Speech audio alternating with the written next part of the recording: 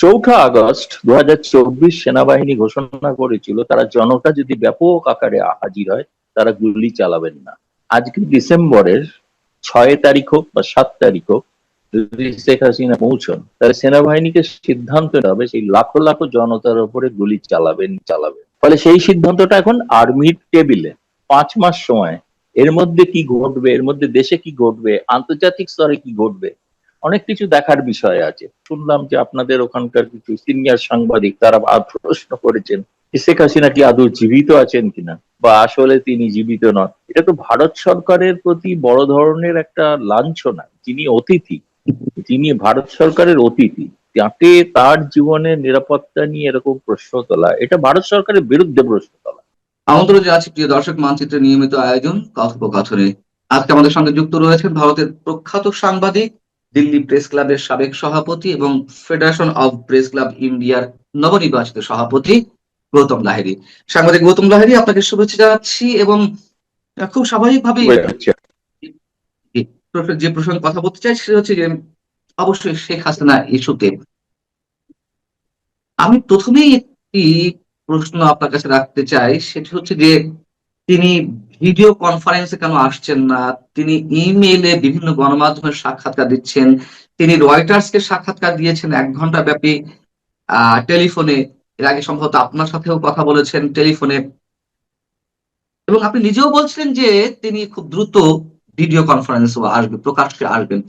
কেন তিনি এখনো পর্যন্ত প্রকাশ্যে আসছেন না? এই প্রশ্ন এখন বাংলাদেশ থেকে অনেকেই তুলছেন।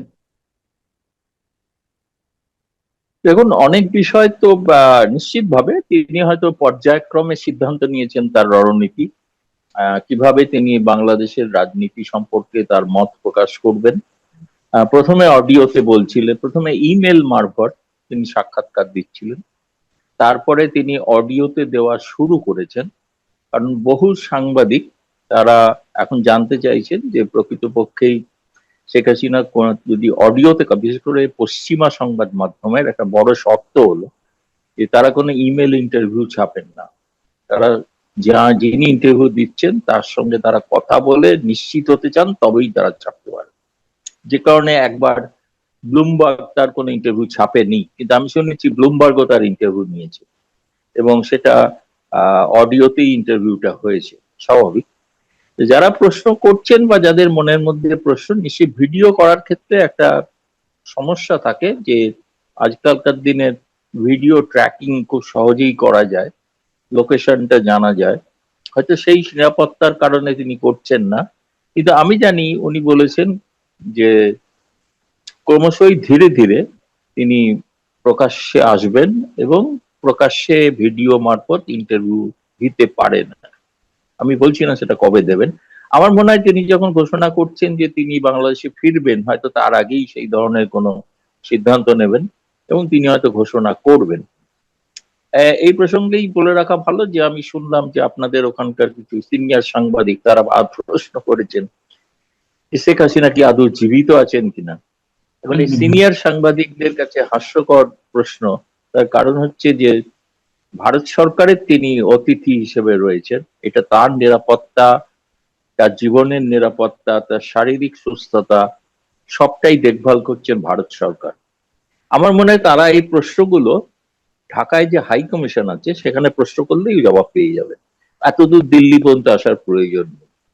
এবং ওখানে বাংলা ভাষায় কথা বলতে পারেন হাই কমিশনার আছেন, তিনি জবাব দিয়ে দেবেন শেখ হাসিনার বর্তমান অবস্থান বা বর্তমান পরিস্থিতি কি।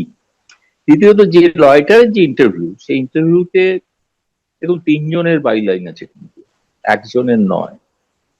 একজন হয়তো কলকাতা ভিত্তিক সাংবাদিক, আর একজন ঢাকা ভিত্তিক সাংবাদিক, আর একজন লন্ডনের তাদের মূল অফিসের তার একজন, তিনি এডিট করেছেন ইন্টারভিউটা, তারও নাম দেওয়া আছে ইন্টারভিউ নিচে। ফলে এদের 3জনকে তো খুব সহজেই তারা যোগাযোগ করতে পারেন, তাদের কাছেই জেনে নিতে পারেন। মানে এটা অন্য মাধ্যমে প্রশ্ন না করে যিনি ইন্টারভিউ নিয়েছেন তার সঙ্গে বা ঢাকায় একটা রয়টার্স এর অফিস আছে, ফলে সেখানেও তারা জিজ্ঞেস করলে তাদের এই সন্দেহ নিরসন হবে। এখন এটা থেকে বোঝা যায় একটা জিনিস, এই সমস্ত সাংবাদিক শেখ হাসিনা সম্পর্কে খুবই তারা বিব্রত বোধ করছেন। সরকার পক্ষ কিছু বলছেন না, কিন্তু সরকারের হয়ে তারা তাদের সরকারের উদ্বেগ তারা প্রকাশ করছেন, শেখ হাসিনাকে ভয় পাচ্ছেন, সোজা কথা। আপনি যখন প্রশ্ন করে তুললেন, হ্যাঁ, এরকম অনেকেই বলছেন যে তিনি কি আদৌ বেঁচে আছেন কিনা, তিনি কেন প্রকাশ্যে আসছেন না, কেন তাকে ইমেইলে ইন্টারভিউ দিতে হচ্ছে, কেন টেলিফোনে ইন্টারভিউ দিতে হচ্ছে, টেলিফোনে ইন্টারভিউ গুলো আবার এআই দিয়ে তৈরি করা কিনা, এসব কথার কি কোনো ভিত্তি আছে?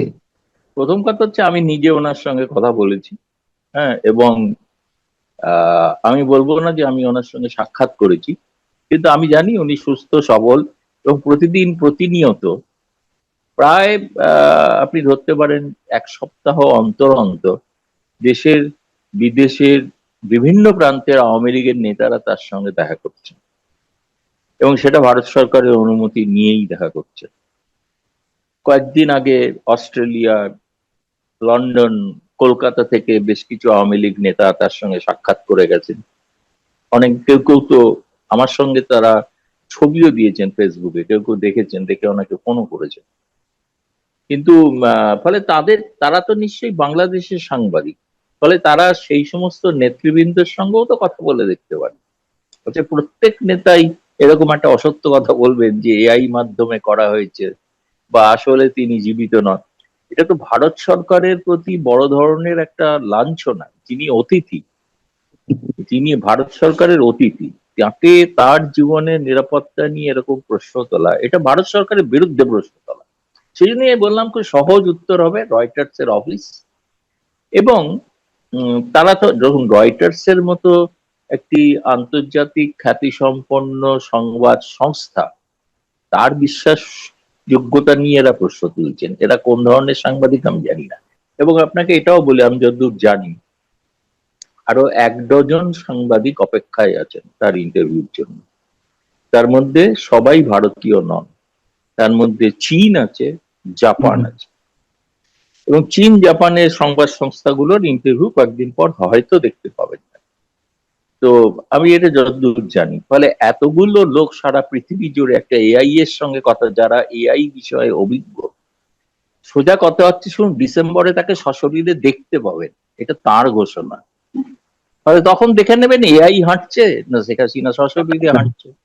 সশরীরে তিনি হাঁটবেন বা বাংলাদেশে ফিরবেন, আমি সে বিষয়ে আসবো। তার আগে আরেকটা প্রশ্ন, যে ইন্টারভিউটি এনডিটিভিতে এবং পরবর্তীতে আবার একই বিষয়ে রয়টার্সে এলো, তারপর থেকে এই বিষয়গুলো আবার নতুন করে চাউর হয়েছে যে ভারত আসলে তাকে, মানে শেখ হাসিনাকে কোন স্ট্যাটাসে রেখেছে, তার যে যে কঠোর নিরাপত্তা দেওয়া হচ্ছে, এর রিজনটা কি?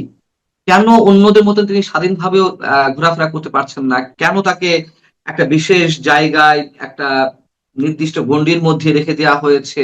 এবং সবচেয়ে বড় কথা হচ্ছে যে কোন স্ট্যাটাস তাকে দেওয়া হচ্ছে, এই বিষয়টা আপনি একটু ক্লারিফাই করবেন? তার স্ট্যাটাস হচ্ছে যে তিনি একটি বিদেশি রাষ্ট্রের সাবেক প্রধানমন্ত্রী, তার জীবনে সংশয় ছিল, সেজন্য তাকে এখানে আশ্রয় দেওয়া হয়েছে। এবং এও বলেছে ভারত সরকার যে তিনি যখন যেদিন যা চাইবেন, যেভাবে তিনি যেখানে যেতে চাইবেন, সেটা যাওয়ার ব্যবস্থা ভারত করে দেবে। তিনি একজন সাবেক প্রধানমন্ত্রী, এই হিসাবে ভারতে আশ্রিতা, সেটাই তার স্ট্যাটাস, সেইভাবেই তাকে রাখা হয়েছে। আপনি বলতে পারেন না যেরকম কেন তাকে বাইরে ঘোরাফেরা করতে দেখা যাচ্ছে না। 2 দিন আগে তো আপনাদের ওখানকার জঙ্গিরা তো হুমকি দিয়েছে তাকে হত্যা করবে। তার জীবনের নিরাপত্তা এই মুহূর্তে যে কোনো প্রধানমন্ত্রীর মতনই তার নিরাপত্তাকে সেভাবেই আঁটোসাঁটো করে রাখা হয়েছে, যাতে সেখানে কোনো অন্য ধরনের অবাঞ্ছিত ঘটনা না ঘটতে পারে। এবং যে কারণে এই নিরাপত্তার কারণে তার দিল্লিতে সম্ভবত 3 বার তার আবাসস্থল পরিবর্তন করতে হয়েছে। একই জায়গায় যারা দেখেছেন প্রথমবার এসে, দ্বিতীয়বার এসে তারা অন্য জায়গায় দেখেছেন, তৃতীয়বার তারা অন্য জায়গায় দেখছেন। দিল্লিতেই আছেন কিন্তু এক জায়গায় নেই। ফলে তার নিরাপত্তার কারণে এই ধরনের একটা ব্যবস্থা নেওয়া হয়েছে, যে কারণে তাকে হয়তো আপনারা সশরীরে দেখছেন না, বা সেটা দেখার ক্ষেত্রে অসুবিধা হতে পারে। কিন্তু ভিডিও মারফত হয়তো আমার মনে হচ্ছে যে এক একটি করে ধাপ তিনি এগোচ্ছেন। ফলে এগোনোর সময় আমার মনে হয়েছে এরপরে তিনি নিশ্চয়ই ভিডিওর মাধ্যমে আত্মপ্রকাশ করবেন। তখন আবার প্রশ্ন উঠবে এই ভিডিওটা জেনুইন কিনা, তিনি এটা এআই এর মাধ্যমে ভিডিও কিনা। মানে আমার মনে হয় সেই বিষয়টা প্রশ্ন না তুলে প্রশ্ন তোলা উচিত তিনি যেটা বলছেন সে ব্যাপারে বাংলাদেশ সরকারের মত কি। উনি বলেছেন আমি আসবো, তাহলে বাংলাদেশ সরকার তাকে কিভাবে বাংলাদেশে প্রবেশ করতে দেবেন সেই বিষয়ে বাংলাদেশ সরকার যদি পরিষ্কার করেন তাহলে সেটা ভালো হয়। হ্যাঁ, এখন বাংলাদেশ সরকার তো স্পষ্ট করে কিছু বলছে না, তবে ইনফরমালি যেমন সাবেক বর্তমান পররাষ্ট্র প্রতিমন্ত্রী শামা ওবায়েদ তিনি সোমবার একটি মন্তব্য করেছেন যে তিনি এলে তাকে জেলে যেতে হবে, জেলে যেতে হবে, এটা সবাই জানে। তার বিরুদ্ধে ওয়ারেন্ট আছে, তার বিরুদ্ধে রায়ও ঘোষিত হয়েছে মৃত্যুদণ্ডের, এটা তো আমরা সবাই জানি। কিন্তু আসলে কিভাবে সম্ভব, তার তো পাসপোর্ট কোন ধরনের বৈধ কাগজপত্র নেই। তাহলে তিনি যে বললেন যে তিনি আসবেন, আপনি কি ভিতরে বিষয়টি আমাদেরকে জানাতে পারবেন যে তিনি আসলে কোন বিষয়টি বিবেচনা করে বলছেন যে তিনি বাংলাদেশে ফিরবেন, নাকি তিনি অপেক্ষা রয়েছেন যে বাংলাদেশ সরকার তাকে নিয়ে আসার জন্য একটা উদ্যোগ নেবে? তিনি বন্দী হিসাবে যাবেন না, কারণ ভারত সরকার তাকে বন্দী করেন। বন্দী প্রত্যর্পণ চুক্তি অনুসারে যে নিয়ম কানুন সেগুলো বাংলাদেশ সরকার এখনো ফলো করেনি, সেগুলো সেই অনুযায়ী কোনো ব্যবস্থা নেন। 4 লাইনের চিঠি পাঠিয়েছেন, নোট ভার্বাল। নোট ভার্বাল এটাই বন্দী প্রত্যর্পণে কোনো আবেদন নয়, এটা একটা প্রাথমিক আবেদন। পরবর্তীকালে তাদের বিষয়ে বিশদ পদক্ষেপ যেগুলো নেওয়ার কথা সেগুলো যদি নেন, যেমন বাংলাদেশের আরো কিছু আর্থিক অপরাধী বলে চিহ্নিত, তাদের বিচার চলছে ভারতে। তারা বিচার সমাপ্ত হলে, সেখানে দোষী সাব্যস্ত হলে তখন তাদের ফেরত দেওয়ার বিষয়। আর শেখ হাসিনার ক্ষেত্রেও তাই একই নিয়ম হবে। ফলে তার বিরুদ্ধে যে অভিযোগগুলো সেগুলো বাংলাদেশ সরকারকে জানাতে হবে, এবং তার যে বিচারে যে সাজা হয়েছে সেই সাজাটা কিভাবে হয়েছে সেটা জানাতে হবে, তাই না? সেটা তো ইন্টারন্যাশনাল ক্রাইম ট্রাইব্যুনাল, তো তার এক হঠাৎ করে একটা অর্ডিন্যান্স জারি করে পুরনো আইসিটি নিয়মাবলী পরিবর্তন করে যে করা হলো তার বৈধতা আছে কিনা, আন্তর্জাতিক স্তরে বৈধতা আছে কিনা, এগুলো বহুবিধ প্রশ্ন আছে। ফলে কিন্তু যদি সাধারণ আদালতে তার বিচার হয়, সেই বিচারের জন্য তিনি বন্দী হয়ে সেই বিচারের সম্মুখীন হতে পারে, এবং তাকে ফেয়ার ট্রায়ালের জন্য তার পছন্দের আইনজীবী দিতে হবে। এটা তো নয় বিচারপতি, প্রসিকিউটর এবং মানে যে বিবাদী পক্ষের আইনজীবী সবই একই দলের, এটা তো হয় না কখন। এটাকেই তো ক্যাঙ্গারু কোর্ট বলা হয়, যেটা আইসিটিতে হয়েছিল আর কি। ফলে আমি যেটা মনে করি তিনি যেতে চাইছেন, তিনি ধরুন আমি কথার কথা এটা বলেছিলাম, এটা অনেকে হয়তো সেভাবে ভাবছেন যে তিনি সিদ্ধান্ত নিয়ে নিয়েছেন যে বেনাপোল পেট্রাপোল হয়ে যাবেন, সেটা না। আমি বললাম, আমি এটা প্রতীকী অর্থে বলছিলাম যে একবার অনেককাল আগে একবার জিজ্ঞেস করেছিলাম যে আচ্ছা যদি ধরুন একদিন সুযোগ হয় আপনার যাওয়ার, আপনার দেশে কিভাবে আপনি যাবেন, কিভাবে যেতে ভালো পছন্দ করবেন। বলেছেন আমার তৈরি করা পদ্মা সেতু দিয়ে আমি যাব, পদ্মা সেতু দিয়ে এগিয়ে আমার পথে গোপালগঞ্জ টুঙ্গিপাড়া যাব। তো সেই পথটা তো অবশ্যই বেনাপোল পেট্রোপল হয় না, যদি পদ্মা সেতু দিয়ে উঠতে হয়। এবং তার আবেগের তারপরে জায়গা তিনি থেকে তিনি মেট্রো রেলে বলেছেন। চেপে ঢাকা সদরে আসবেন গণভবনের কাছে, মেট্রো রেলে চেপে। তো এটা ওনার একটা স্বপ্ন। এখন স্বপ্নটা বাস্তবায়ন হবে কি হবে না সেটা তো ভবিষ্যৎ বলবে, 5 মাস বাকি আছে। তবে এবার ওটি কোনো যেমন ঘোষণা করেছেন পরিকল্পনা আমি নয়, তার ওটি কোনো হুম, পরিকল্পনাও নয়, ওটি তার একটা ইচ্ছা, একটা ডিজায়ার, ইচ্ছা, ডিজায়ার স্বপ্ন। ডিজায়ার ডিজায়ার আহ, ঠিক কথা। আমি একটু প্রশ্ন করতে চাচ্ছিলাম ভারত সরকারের প্রসঙ্গে, সেটি হচ্ছে যে তিনি যে সিদ্ধান্ত নিয়েছেন সেই সিদ্ধান্তের সঙ্গে ভারত সরকারের কতটুকু সম্পৃক্ততা। নিশ্চয়ই ভারতের এখানে কোনো রোল আছে, ভারতের নানান ধরনের হিসেব আছে, এবং নিঃসন্দেহে ভারত, আমরা যতটুকু জানি, এখনো বাংলাদেশে আওয়ামী লীগের উপরে তারা আস্থা রাখে। আহ সেটি ভারতের স্বার্থেই হোক, এটি অপরাধ দৃষ্টি আমরা জানি না, প্রত্যেক রাষ্ট্রই তার স্বার্থের কথা চিন্তা করবে। এবং যে ল্যান্ড বাউন্ডারি রয়েছে, আমাদের দীর্ঘ সীমান্ত রয়েছে, সবকিছু মিলিয়ে একটা সব জায়গা তো আওয়ামী লীগের প্রতি ভারত সবসময় রয়েছেই। সেই জায়গা থেকে ভারতের এইখানে ইনভলভমেন্টটা কতটুকু? দেখুন আমি এটা জানার চেষ্টা করেছিলাম, আর আনুষ্ঠানিকভাবে ভারত সরকার কিছু এ ব্যাপারে কোনো মতামত দেয়নি। আপনি যেটা বলছেন যেরকম আপনাদের ওখানকার মন্ত্রীরা অফ দ্য রেকর্ড বলছেন, আমাদের এখানেও কিছু অফ দ্য রেকর্ড কথা হয়েছে। সেই কথাতে তারা বলছেন তারা এই বিষয়টা নিয়ে এমন কোনো পরামর্শ তারা শেখ হাসিনাকে দেননি যে আপনি এই কথাটা বলুন যে আপনি ওখানে যাবেন। তাদের ভারত সরকারের কোনো ভূমিকা বিষয় নেই। এখন এবার এটাও ঘটনা যে তিনি যে এতগুলো ইন্টারভিউ দিচ্ছেন, বলছেন বা কথা বলছেন, যা বলছে যে ভারত সরকার তার কোনো সেক্ষেত্রে আপত্তি করেছেন এমনও কিছু না। সেটা মূলত হচ্ছে যে ভারত সরকারের বক্তব্য হচ্ছে ভারতে মিডিয়া স্বাধীন, মিডিয়া কি করবে না করবে এটা সম্পর্কটা মিডিয়ার সঙ্গে শেখ হাসিনা, এর মধ্যে ভারত সরকার নেই।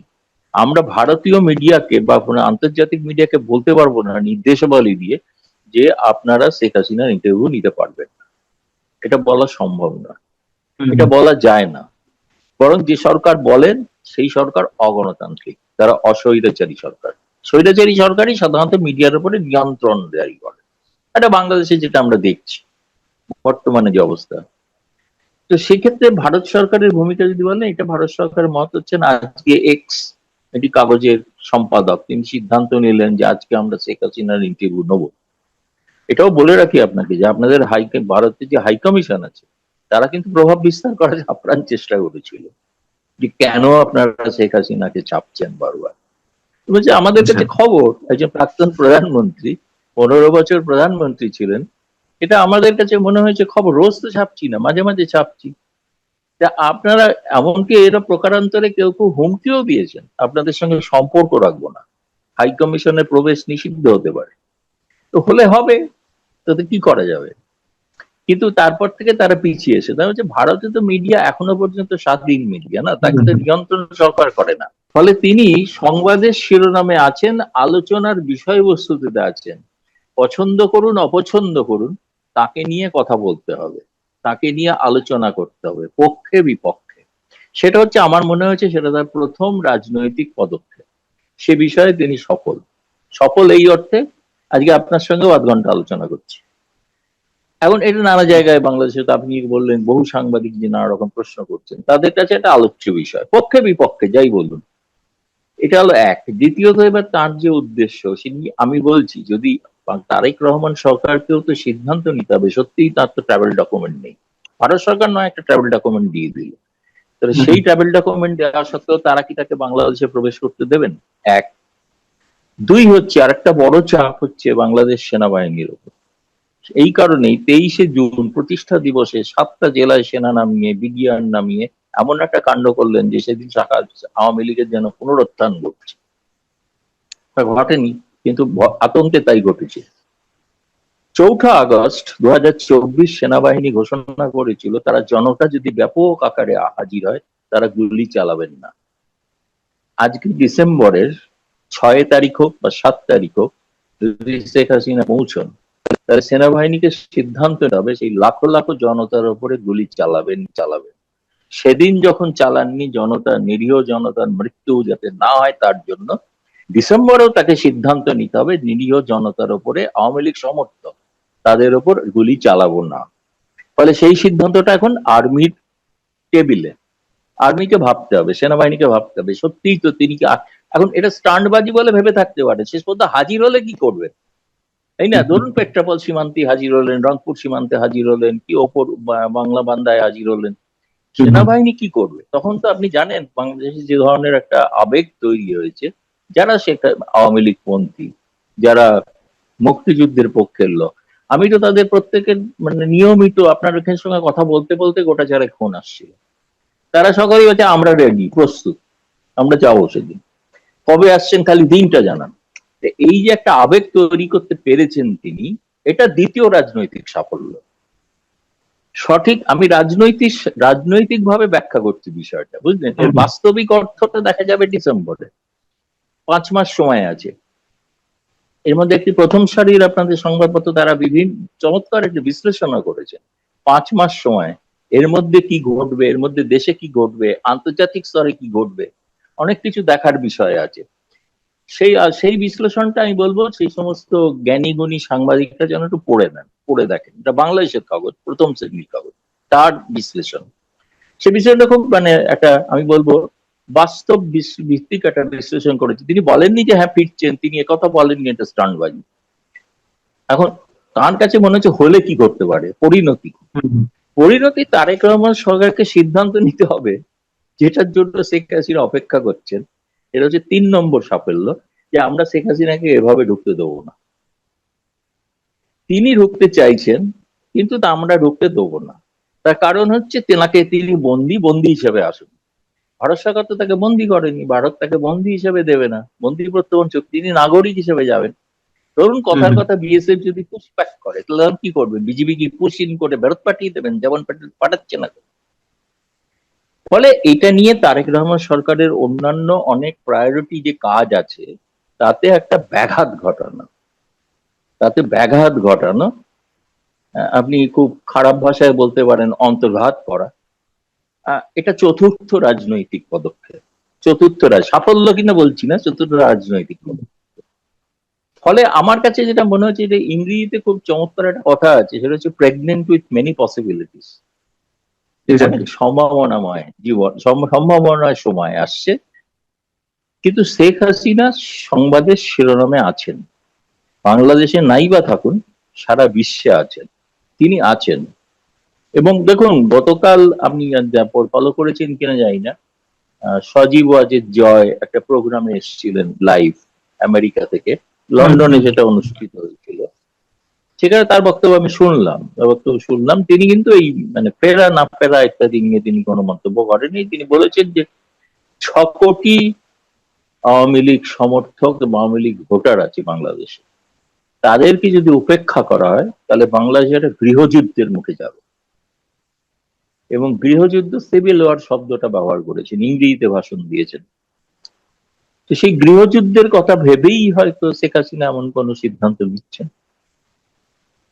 যেটা তারেক আপনি রহমান সরকারের পক্ষে।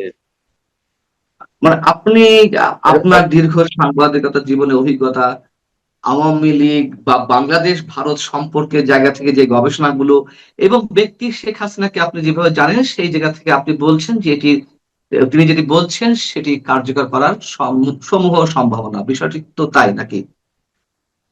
অবশ্যই, অবশ্যই। এবং আমি এটা বিশ্বাস করি। প্রথমে আমি ভেবেছিলাম তিনি শুধু তার নেতা কর্মীদের জন্য বলছেন, কিন্তু এটা আমাকেও ইন্টারভিউতে এরকমই বলেছিলেন। কিন্তু এখন তিনি একটা নির্দিষ্ট রাজনৈতিক পদক্ষেপ নিয়ে এগোচ্ছেন বলে আমার মনে হয়। ডিসেম্বরের মধ্যে নিশ্চিতভাবে একটা কিছু ঘটবে এবং তিনি সেখানে যাবেন না। যেটা বলেছেন তিনি, আমার মনে হয় না তিনি, ধরুন তার সব থেকে বেশি মানে দুর্নাম হতে পারে যে, সেটা হচ্ছে তিনি ঘোষণা করার পর গেলেন না, তাকে হাসিনা ভয় পেয়ে গেছেন। এই প্রচারও তো হুম, হুম, হবে না। এই প্রচার তিনি নেবেন কেন? পৃথিবীর সব থেকে বেশি সময়ের থাকা মহিলা প্রধানমন্ত্রী, তাই না? এতবারের হুম, প্রধানমন্ত্রী, এবং হুম। তিনি একটা কথা বলছেন, সে কথার কোনো দাম নেই, মূল্য নেই। এটা যারা ভাবছেন, আমি বলবো তারা মূর্খের স্বর্গে বাস করে। ডিসেম্বরের জন্য প্রস্তুত হন, মানসিক ভাবে, শারীরিক ভাবে, সামরিক ভাবে প্রস্তুত হন। এটা আপনাকে নিশ্চিত অনেক অনেক তিনি যাচ্ছেন। ধন্যবাদ। জি। ধন্যবাদ। সাংবাদিক গৌতম লাহিড়ী, আপনি ভালো থাকবেন, আপনার জন্য শুভকামনা। দর্শক আপনারা যারা শুনছিলেন আপনারা ভালো থাকবেন।